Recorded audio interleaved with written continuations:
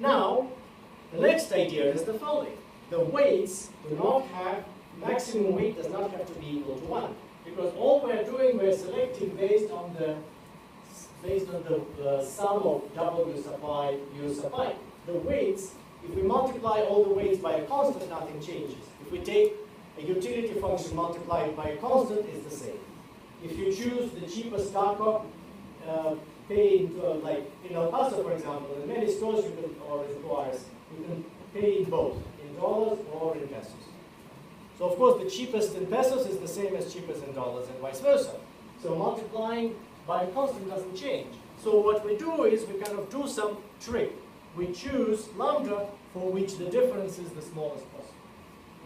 We multiply by a scale and we get a much, much better estimate, which practically with, again, 5.5, we get 5.8.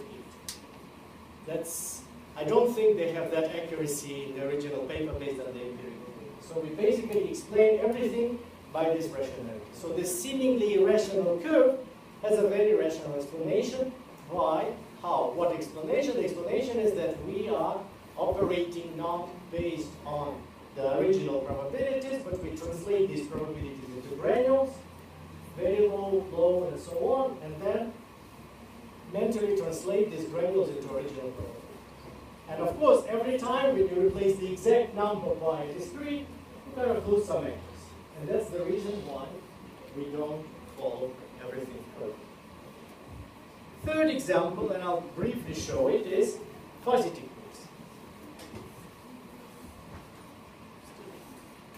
Do you have 10 minutes? So,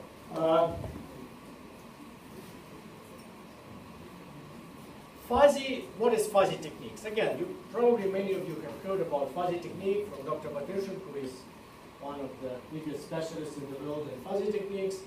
So, in a nutshell, it is the following. So, we have an imprecise property. Why do we need this? Because it actually happened with Professor Lotfi-Zadeh, who is actually kind of died recently, earlier this month. He was a big specialist in control. And he wrote books which were very popular. He invented some methods and algorithms and everything, but he was kind of troubled by the fact that when humans control something, it's often more efficient than an automatic system. Why cannot we just take the knowledge of the human being and translate it into the behavior of the computer or automated system? The problem is humans do not, computers only understand numbers, and humans do not describe what they're doing in terms of numbers. Like many of you can drive, right? If I ask you, okay, you are driving at a speed of 60 miles per hour, the car in front of you is at 3 meters in front, and it starts suddenly decelerating. It goes from 60 kilometers per hour to 50. So what do? Well, you hit the brake, right? Nobody says, I hit the brake with a force of 1.3 kilonewtons for 0.13 seconds, right? What you say is, I brake a little bit, right? And how a little bit? You understand, everybody else understands, computers don't. Same thing with all decision making, with all the control. So to describe this, that's what Zadeh wanted to do, and that he became very successful. His most successful applications of fuzzy logic relate especially to these things. There is like there is a notion, elevator story. If you meet some interviewer for the company, you should be able, in the elevator going from the 0th floor to 9th floor, you have to be able to explain what you are doing while the elevator is running. So in fuzzy logic, elevator story is different. The elevator story is when the fuzzy logic-based elevator was first launched, the guy who was a big skeptic, he came in the presence of a computer science professor from Japan, pressed the button, and then says, you see, I don't feel anything. Your system doesn't work at all. It turned out that the elevator was already on the 9th floor. And he didn't feel anything because it was designed in a perfect way to make sure that we don't feel these jumps which sometimes we feel in the elevators, right? Okay, so we have properties like big and small, smooth, whatever it is, and how do you describe these properties? For every possible value, you have a degree, number from 0 to 1, to which x satisfies it. What does it mean, press the brakes a little bit? What does it mean, the riding is smooth? Again, this for what does it mean, small? So if the value is 1, that means we are confident that x satisfies the property. 0 means we are sure it doesn't, and values in between is like, I don't know, if you have, do you have professor evaluations? On a scale of 0 to 4, how good is your professor? So that's exactly what it is. It's a fuzzy number. On a scale of 0 to 4, you describe how good the professor is. Okay, so we get some values. Now, the problem is, on the one hand, we have utility-based decision making, and people who are skilled in doing it. On the other hand, you have this fuzzy logic. Why do people use fuzzy logic? How can we relate fuzzy logic to utilities? Well, it's very simple. What does it mean? And it's kind of a generalization of the previous example. What does this mean for people? People don't make decisions based on numbers. We can only operate a certain number of granules. There is even like 7 plus minus 2 law, according to which we always divide everything into 5 to 9 classification groups and make a decision based on that. So you probably heard, there was a recent story, you know, like some time ago, there were lots of stories by feminists that men, students evaluate the ladies in the university on a scale of 0 to 10, right? This one is a 10, this one is a 9, so now it's the opposite effect. The ladies evaluating the male students. So it's embarrassing, but they do evaluate us. Okay, so basically you have some classification. So the question is, how do you select these groups from the viewpoint of utilities? Well, basically you select these groups in the following way.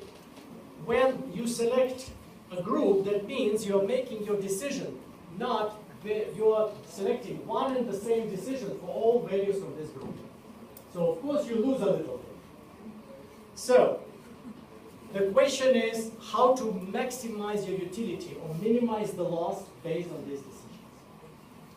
So within each interval, you select a point for which the expected value of the utility is the smallest. And overall, you select the expected utility. How? You choose the value on each interval for which the expected utility is the largest.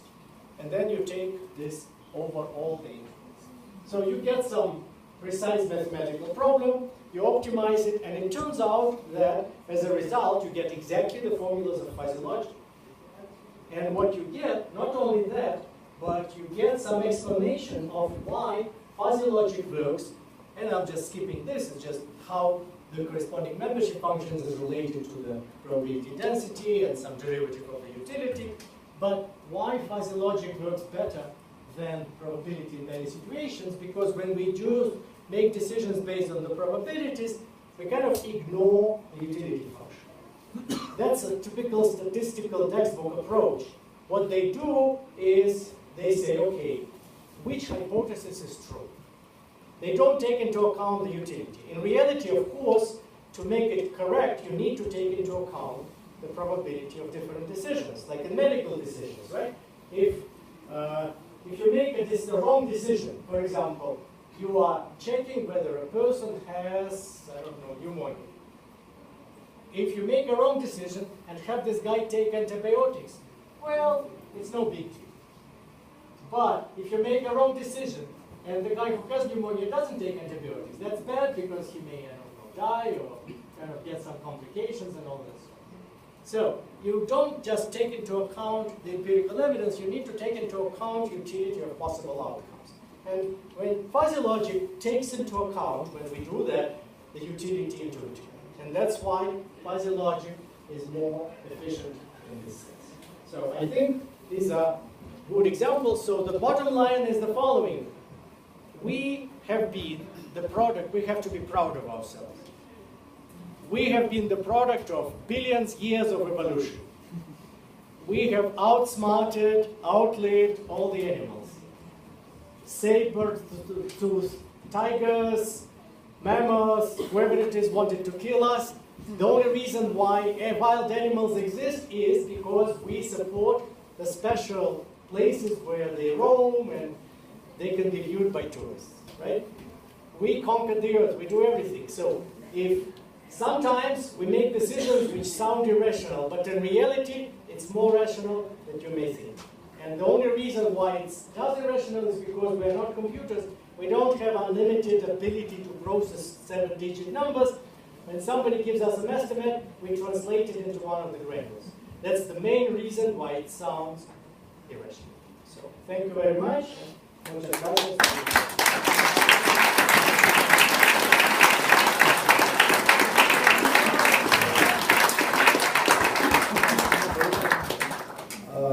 very much.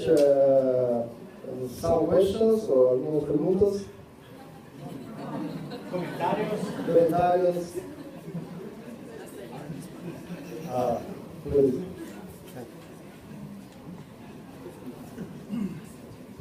Thank you very much for your interesting talk. The thing is that decisions are changing in time, I think. So, decisions are changing in time. Yes.